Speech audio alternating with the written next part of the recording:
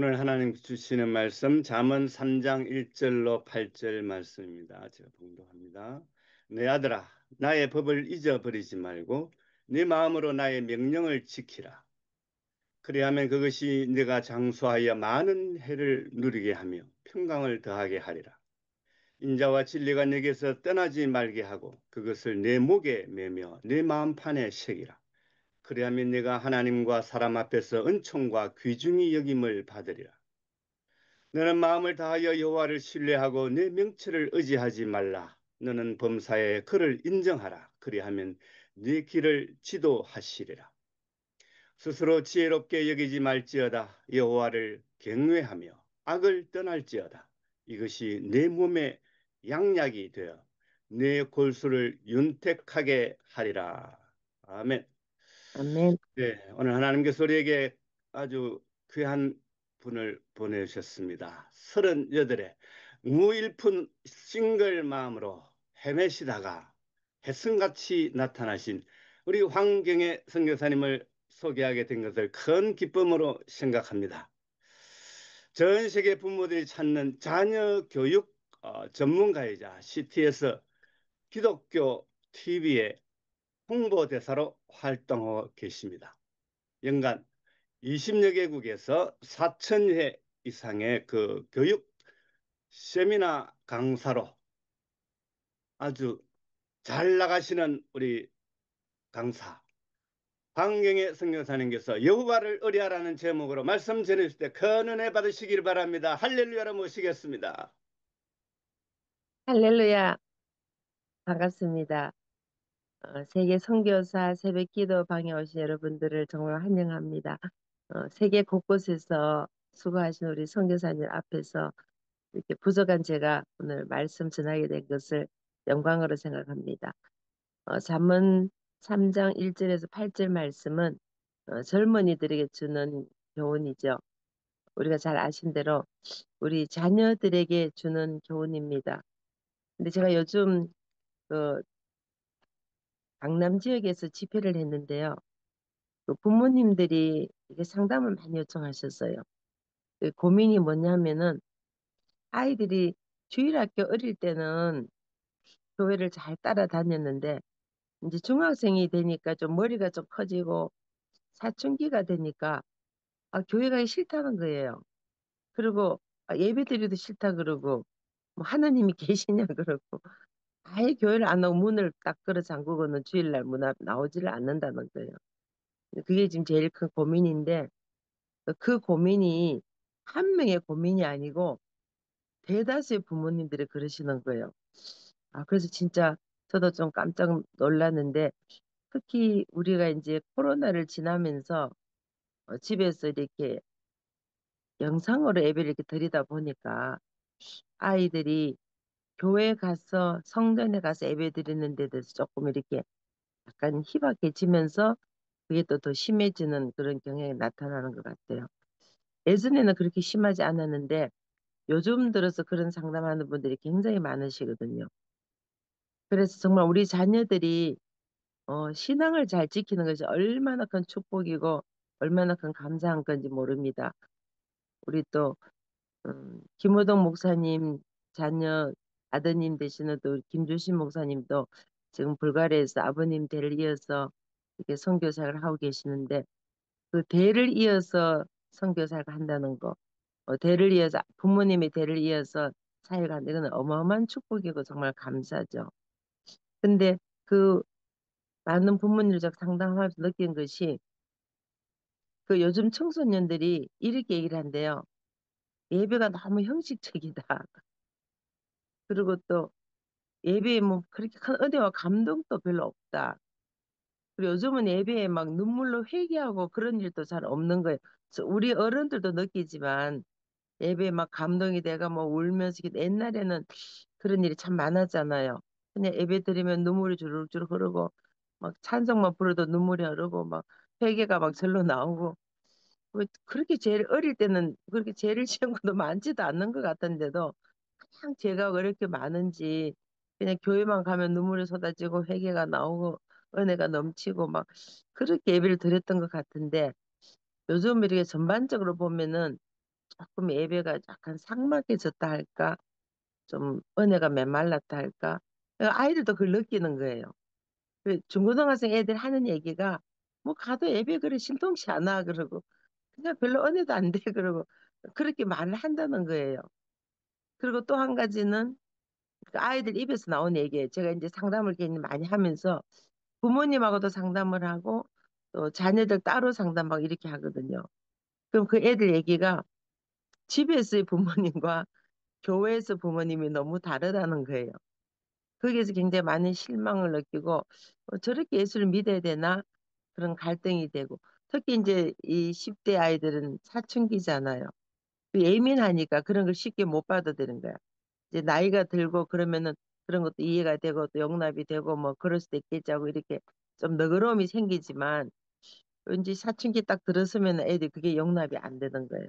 그래서 그런 갈등 때문에 많은 아이들이 지금 청소년 아이들이 교회를 빠져나가고 예배를 드리지 않고 이런 일을 실제로 많이 보게 되거든요. 제가 어제도 그런 상담을 하고 왔는데 그냥 교회 가기 싫다는 거예요. 아무 이유 없이 그냥 가기 싫대요. 그래서 이럴 때는 우리가 어떻게 해야 되나. 사실 저희 자녀들도 그런 일을 똑같이 겪었거든요.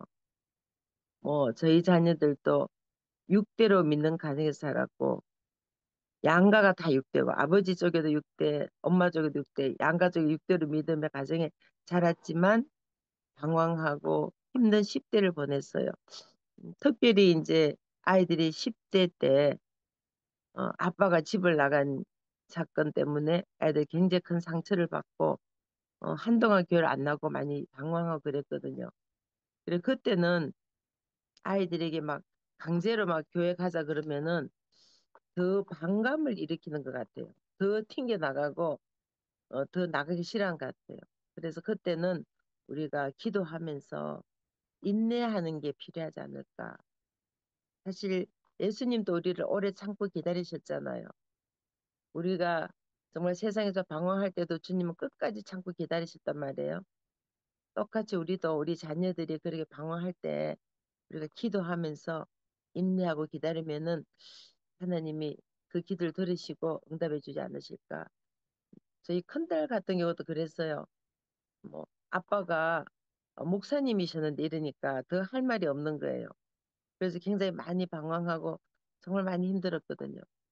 그래서 제가 그 딸 때문에 이제 금식기도 정말 많이 하고 정말 울기도 많이 울고 힘든 시간을 많이 보냈어요.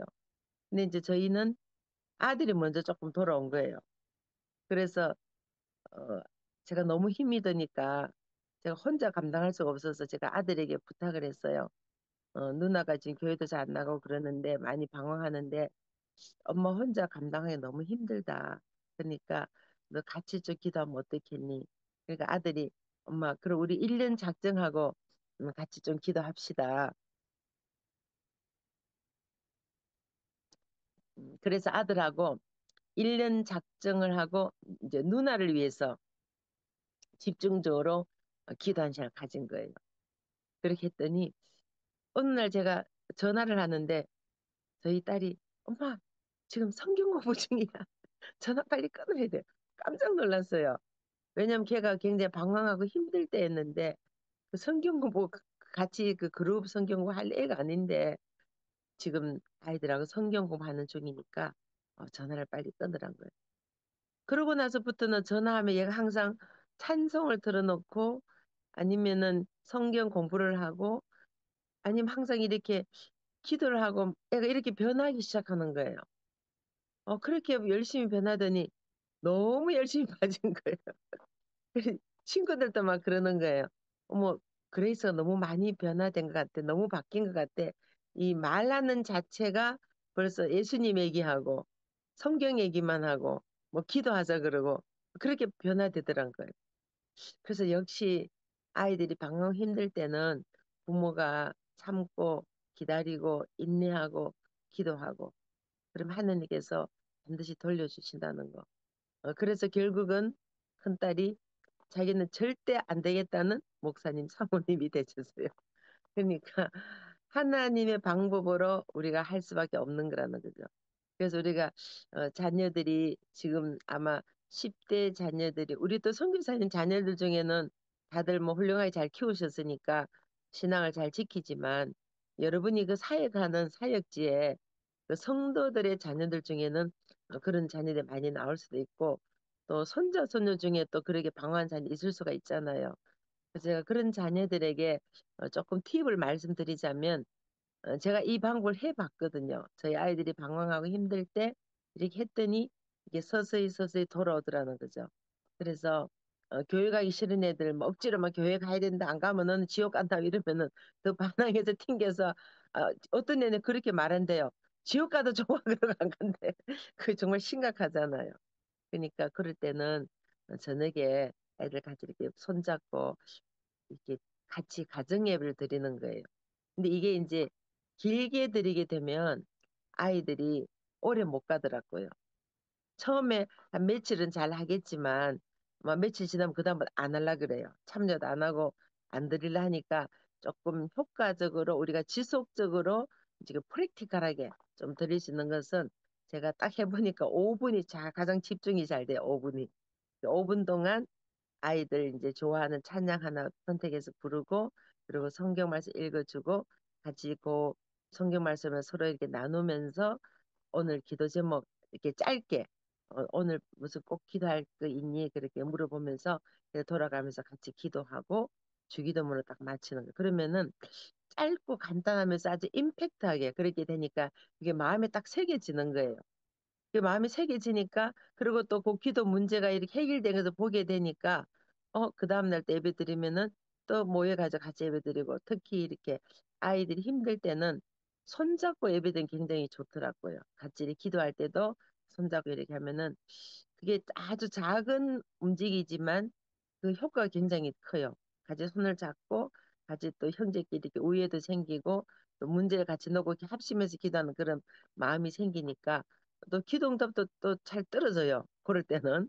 그래서 같이 손잡고 이렇게 딱 기도하고 주기도를 마치고 그게 굉장히 효과가 있었어요. 그래서 혹시나 우리 성도님 자녀들 중에 또 뭐 주위 아시는 분 자녀 중에 교회 가기 싫어하고 예배드리기 싫어한다 그러면은 가정에서 가정 예배를 시도해보면 어떨까? 그리고 또 자녀들과 좀 대화를 많이 하는 게 굉장히 중요해요. 왜냐하면 애들이 교회 가기 싫어하고 예배 드실 때는 뭔가 마음속에 지금 불만이 있고 자기들 뭔가 마음속에 요구사항이 있고 뭐 마음속에서 말하고 싶은 게 있는데 이것을 터놓지 못한 경우가 많거든요. 그래서 특히 자녀들과 좀 시간을 같이 많이 보내기 굉장히 중요하고 필요한 것 같아요. 그래서 이렇게 같이 자녀들과 시간을 보내다 보면은 이제 문제점을 찾게 되고 왜 교회 가기 싫어하는지 왜 예배드리기 싫어하는지 그런 문제점을 찾게 되니까 그리고 아이들이 세계를 더 이해하게 되니까 그런 시간을 많이 갖는 게 좋겠다. 저는 이렇게 해봤어요. 제가 이제 아이들이 세 명이거든요. 근데 세 명을 한꺼번에 이렇게 만약에 외식을 한다 그러면은 자기만의 시간을 못 가지잖아요. 그리고 자기가 마음속에 하고 싶은 얘기를 또 형제들이 듣는 거 싫어하는 경우도 있단 말이에요. 자존심도 있을 수 있고. 그렇기 때문에 저는 1대1로 데이트를 신청했어요. 이제 예쁜 카드를 써가지고 거기다가 데이트 날짜를 정하고 약속 장소를 정하고 그렇게 예를 들어서 뭐 아이가 이태리 음식을 좋아한다 그러면 이태리 식당을 정하고 뭐 멕시칸 음식을 좋아한다 그러면 멕시칸 식당 뭐 한식을 좋아하면 한국 식당 뭐 중국 음식을 좋아하면 중국 이런 식으로 이렇게 식당을 미리 정하고 날짜 딱 정해서 예쁜 카드에다가 데이트 신청을 하는 거예요. 그래서 첫 주는 이제 주로 큰 딸하고 하고 둘째 주는 아들하고 하고 또 셋째 주는 막내 딸하고 그렇게 돌아가면서 이제 한 달에 한 번씩 이제 한 주는 저만의 시간을 가지고 그렇게 자연스럽게 같이 밥 먹으면서 일단 아이들이 부모님하고 또 특히 10대 아이들은 대화하기 싫어하잖아요. 그런데 일단 밥을 좀 먹이면 좀 배가 좀 차면은 마음속에 이렇게 나오게 자연스럽게 나오게 된단 말이에요. 그러면서 만약 애가 또 영화를 좋아한다 그러면 영화를 같이 본다든가 운동을 좋아하면은 같이 뭐 롤러스케이트 타러 간다든가 뭐 스케이트를 타러 가 예를 들어서 볼링을 좀 볼링을 하가 이런 식의 아이들이 좋아하는 시간을 같이 토요일 같은 데 이렇게 아니면 저녁 시간을 같이 보내는 거예요. 그렇게 1대1 데이트를 하면서 얘기를 하니까 자기가 엄마를 독차지했다는 느낌이 드니까 자기 마음속 얘기를 하는 거예요. 형제들이 들으면 자존심 상하는 그런 얘기까지도 다 이렇게 하게 되니까 대화가 되는 거예요. 그래서 여러분들이 자녀들과 좀 대화 시간을 많이 갖는 게 필요하지 않을까.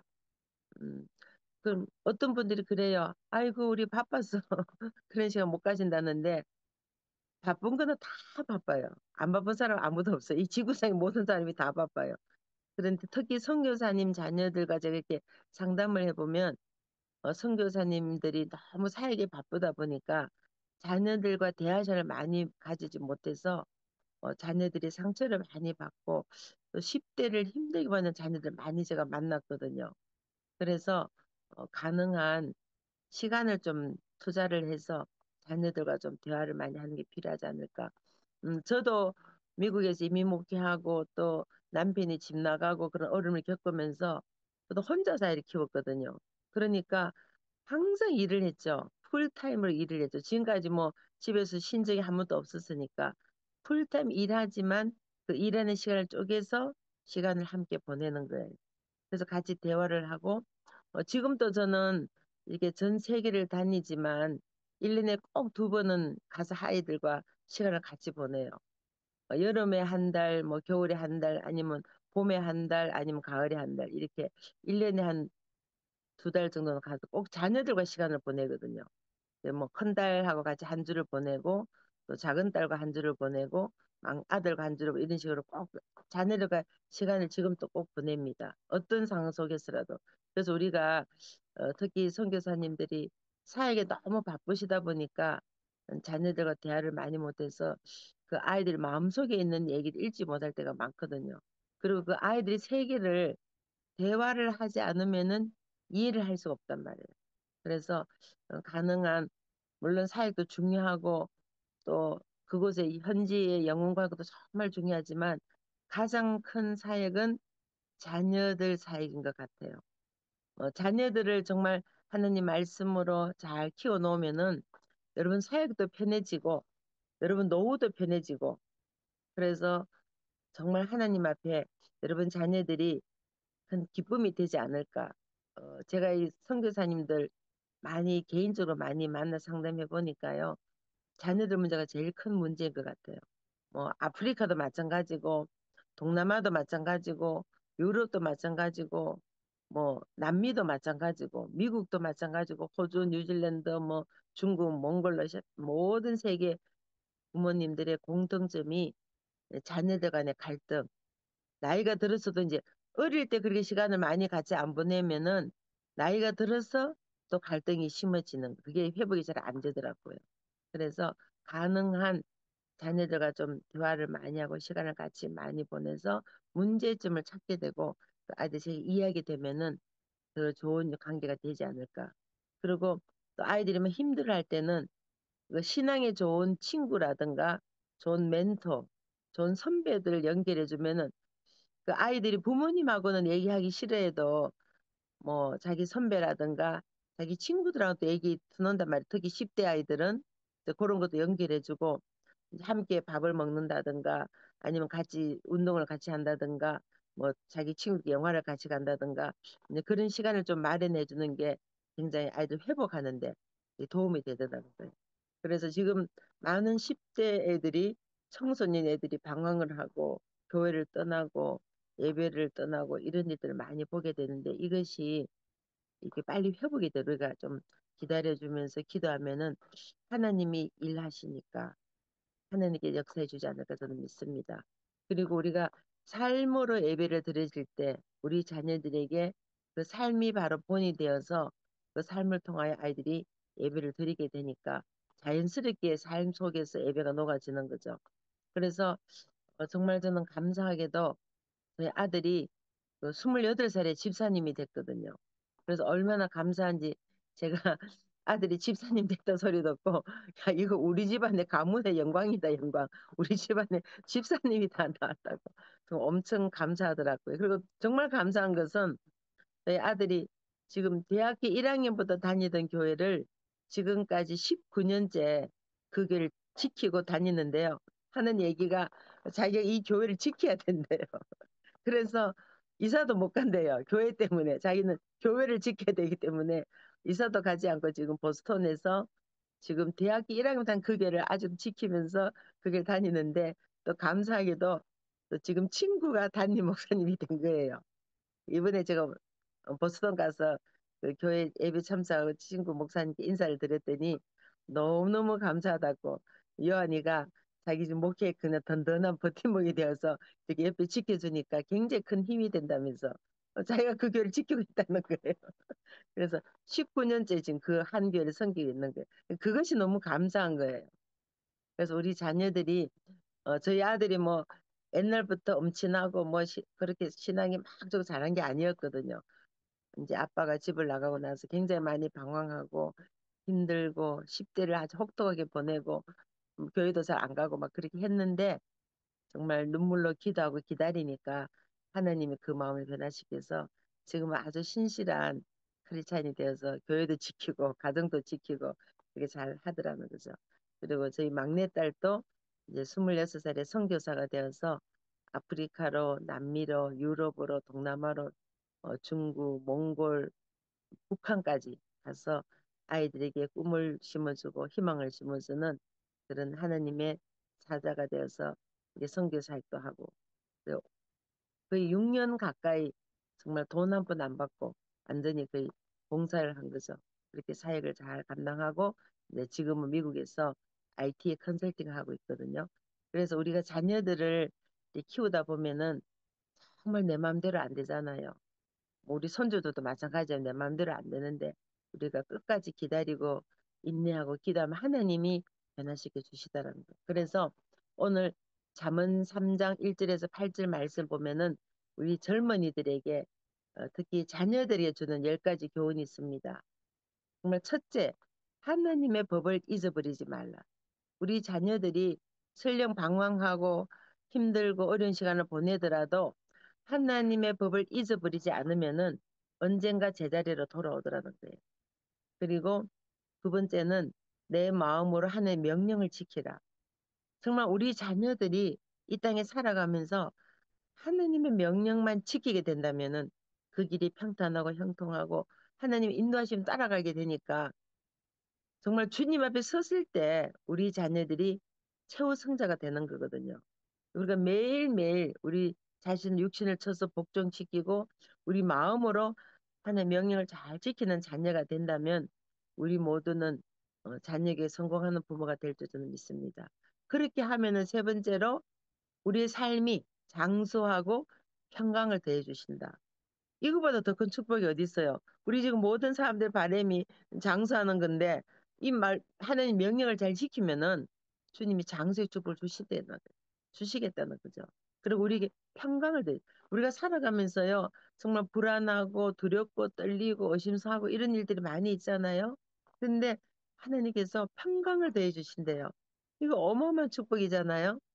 그래서 우리 또 자녀들이 네 번째는 인자와 진리가 너에게서 떠나지 말게 하라. 정말 요 잠언 말씀은요, 우리 자녀들이 매일매일 삶 속에 요들을 따라 지키기만 하면은 주님이 약속한 축복과 모든 것이 다 오는 거예요. 우리 부모님, 모든 부모님 바람이잖아요.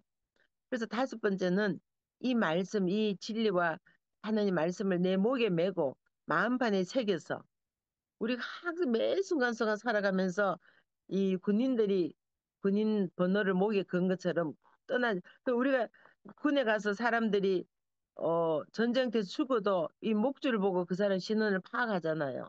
마찬가지로 우리가 하나님 말씀, 하나님의 그 진리 말 내 목에 항상 메고 다니면은 우리는 하나님의 자녀라는 그런 인정이 되는 거예요. 그래서 우리 자녀들이 이 말씀을 목에 메고 마음판에 새기게 되면은 우리의 모든 자의 삶이 형통하게 된다는 거. 그리고 마음을 다하여 여호와를 신뢰하라. 정말 우리는 주님을 끝까지 신뢰해야 돼요. 어떤 상황 속에서도 우리가 주님을 신뢰하면은 문제가 다 해결이 되는 거예요. 우리의 삶에도 마찬가지지만 우리가 정말 하나님을 신뢰한다면은 내 아버지가 내 하나님이 나의 아버지인데 그런 믿음이 있으면은 우리가 낭떠러지에 가더라도 하나님 나의 손을 잡아주신다는 그런 확신이 있으면은 두려움이 사라지잖아요. 그래서 우리 자녀들에게도 이런 믿음을 심어주게 되면은 이 세상에 살아가는데 아무리 힘들고 어려운 일이 있어도 두려움에서 모든 그런 어려움에서 극복하게 될 줄 믿습니다. 그리고 내 명철을 의지하지 말라. 우리는 젊을 때는 그러잖아요. 자기가 굉장히 똑똑하고 잘난 줄 아는데 이게 살다 보면은 정말 나는 아무것도 아니다. 정말 나는 별 볼일 없는 사람이다. 이렇게 느끼게 되는데요. 저도 마찬가지로 저도 어릴 때 굉장히 똑똑한 줄 알았어요. 근데 이제 나이가 들어갈수록 제가 안 똑똑하다는 걸 알게 됐어요. 정말 저는 정말 정말 바보 같아. 매 순간 생각하면 나는 정말 너무 바보 같아. 정말 하나님의 도우심이 아니면은 나는 한순간도 살 수 없다는 것을 이제는 처절하게 느끼고 있거든요. 그래서 이 말씀을 보면 내 명철을 의지하지 말라. 우리가 똑똑하고 잘난 거 아무것도 하나님 앞에는 정말 아무것도 아니라는 거.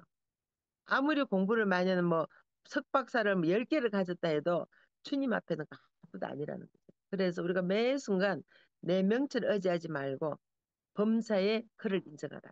그 순간 하나님을 인정하면은 하나님이 우리의 삶을 주관해 주신다는 거. 그리고 하나님을 경외해야 돼, 경외. 리스펙. 제 이름이 황경애잖아요. 제 이름이 공경경 사랑애거든요.